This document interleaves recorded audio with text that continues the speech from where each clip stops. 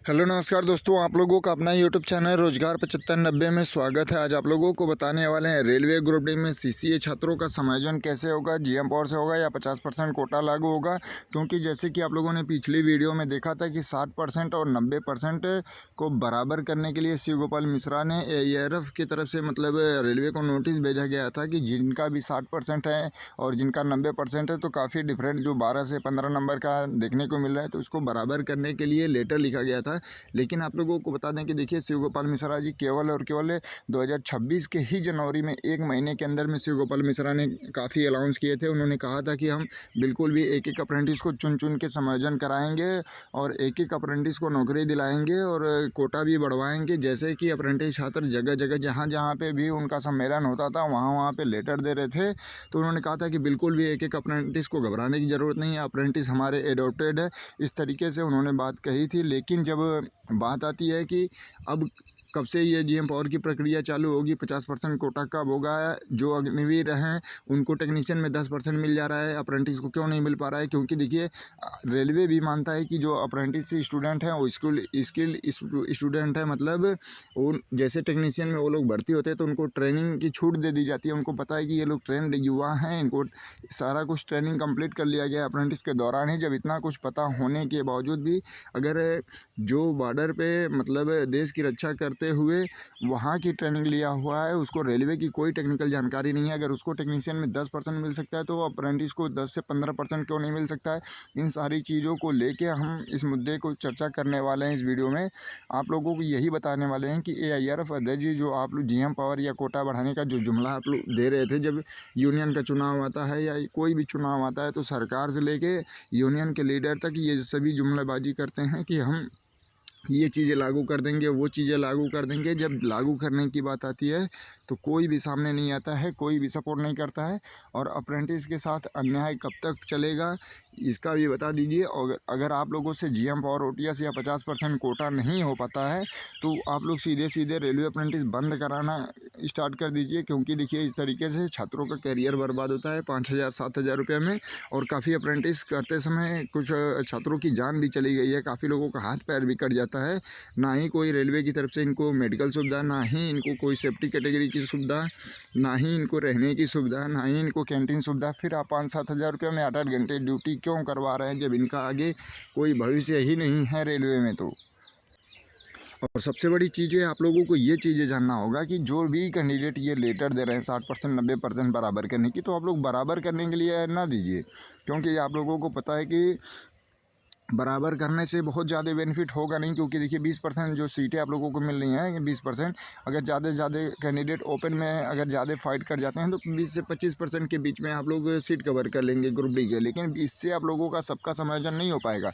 जो कैंडिडेट मान लीजिए काफ़ी दिक्कत का सामना करते हुए अभी तक तैयारी कर रहे हैं, जो 2018-19 के बाद से अप्रेंटिस करके बैठे हैं, सोचिए 5-6 साल से अप्रेंटिस करके वो इसी उम्मीद में बैठे हैं कि आगामी वैकेंसी आएगी तो उनका रेलवे में जॉब हो जाएगा। तो उनके साथ साथ सभी अप्रेंटिस को यही मांग रखनी चाहिए कि जो 20% का कोटा है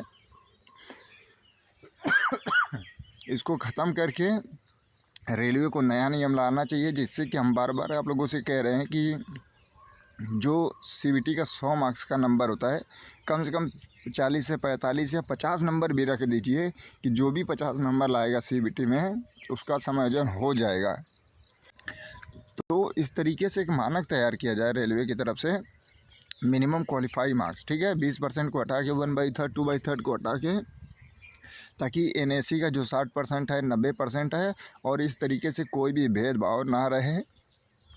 और उसके साथ ही साथ कोई भी अप्रेंटिस ये ना महसूस करे कि नहीं हमारे साथ अन्याय हो रहा है, हमारे साथ 60% मिला है, पीछे वाले को 100% मिला है, 90% मिला है। क्योंकि हमारे पास प्रूफ भी है। जो 100% पाए हैं वो सीबीटी एग्ज़ाम में जब बैठते हैं तो उनका मान के चलिए कि 2 नंबर 3 नंबर भी लाना मुश्किल हो जा रहा है। जो 99% एनएसी में पाए हैं तो किस बेस पे उनकी तैयारी थी, क्या उनको नॉलेज था कि आपने 90% 99% 100% दे दिए हैं, उसकी भी प्रूफ आपको दिखा देते हैं।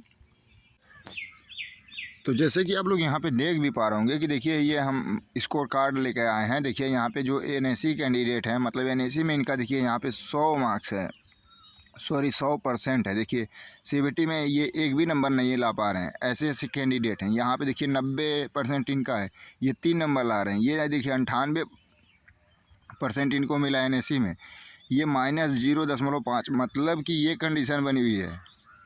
इसके बाद भी आपको दिखा देते हैं। देखिए यहाँ पे ये भी 100% है, -2 नंबर सीबीटी में ला रहे हैं। तो फिर ऐसे कैंडिडेट को आप किस बेस पे इतना मार्क्स मिल जा रहा है, ये चीज़ें भी सोचने की बात है।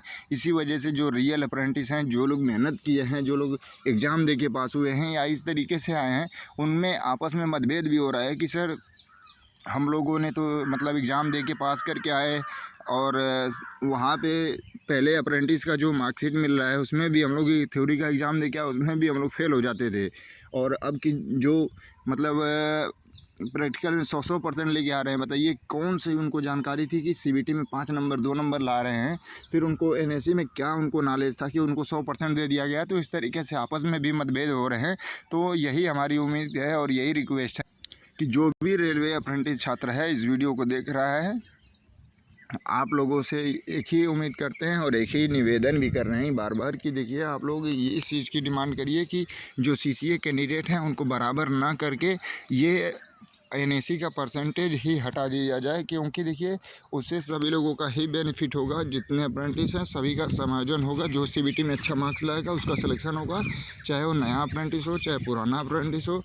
जो सीबीटी में अच्छा मार्क्स स्कोर लाएगा उसका सिलेक्शन होगा। और या तो आप लोग कोटा बढ़ाने के लिए मांग करिए या तो समायोजन की बात करिए, क्योंकि इस तरीके से 20% में आप लोग आपस में लड़ रहे हैं, इससे कोई बेनिफिट नहीं होने वाला है। क्योंकि जब चुनाव आ रहे हैं यूनियन के, तो वहाँ पे खुलेआम अनाउंस किया जा रहा है 1-1 महीने में 4-4 दिन 5-5 दिन की। देखिए अब बिल्कुल एक अप्रेंटिस को समायोजन करेंगे, फिर उसके बाद से ये मुद्दा कहाँ चला जाता है। 3-3 महीने 4-4 महीने बीत जाते हैं, फिर भी उसका कोई जिक्र नहीं है। 1% भी कोई उसका मुद्दा नहीं उठा रहा है और ना ही उसके लिए लेटर भेजे गए, क्योंकि देखिए उसके मुद्दे पे तो कोई अभी तक बात भी नहीं कर रहा है। शिव गोपाल मिश्रा जी बोले थे कि हम जैसे अगर ये मतलब चुनाव ख़त्म हो जाता है यूनियन का, तो हम रेलवे से इस पे बातचीत करेंगे, रेलवे को इस पे लेटर भी देंगे। लेकिन ये 60% 90% वाला जो जिस तरीके से लेटर सामने आया है, उसी तरीके से वो भी लेटर आना चाहिए सामने कि हाँ हमने आप लोगों की समस्याओं को रखा है, अप्रेंटिस की समायोजन की बात कही है, या जितने अप्रेंटिस हैं उनके कोटा बढ़ाने की बात कही है, एलपी टेक्नीशियन में उनके कोटा की मांग की है। इस तरीके से कोई भी लेटर अभी तक क्यों नहीं जारी हो रहा। तो जो भी कैंडिडेट शिव गोपाल मिश्रा से मिल रहे हैं 60%, 70%, 90% इस तरीके कोटे को, इस तरीके से परसेंटेज को बराबर करने के लिए, तो वो लोग भी इस मुद्दे को उसमें जाहिर करें। तो बाकी यही सब मुद्दे हैं, आप लोग खुद सोच लीजिए कि कौन सा आपके लिए बेनिफिट होने वाला है, कौन सा आपके लिए नहीं होने वाला है। क्योंकि देखिए इस तरीके से आप लोग खुद सोचिए कि इसमें हम किसी 60% या 90% वाले का पक्ष विपक्ष नहीं ले रहे हैं। ये आपकी जानकारी की पर्पज़ से ही आप लोगों को बता रहे हैं कि ये चीज़ें आपके लिए उचित हो सकता है और इससे सभी अप्रेंटिस का भला हो सकता है। वही मुद्दा आप लोगों के सामने रखने और आपको जानकारी प्रदान करने की कोशिश कर रहे हैं, और जानकारी के पर्पज़ से ही यह वीडियो बना रहे हैं।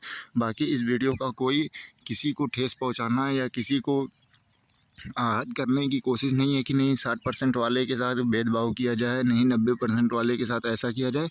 इसमें और कोई बात नहीं है, केवल और केवल आप लोगों को जो उचित लगा कि ये नियम आएगा तो इससे सभी अप्रेंटिस का बेनिफिट हो जाएगा, तो इस वजह से हमने ये जानकारी दी। बाकी इसका और कोई उद्देश्य नहीं था। बाकी आप लोगों से रिक्वेस्ट है कि जो लोग चैनल पर पहली बार आए होंगे चैनल को सब्सक्राइब कर लीजिएगा। धन्यवाद।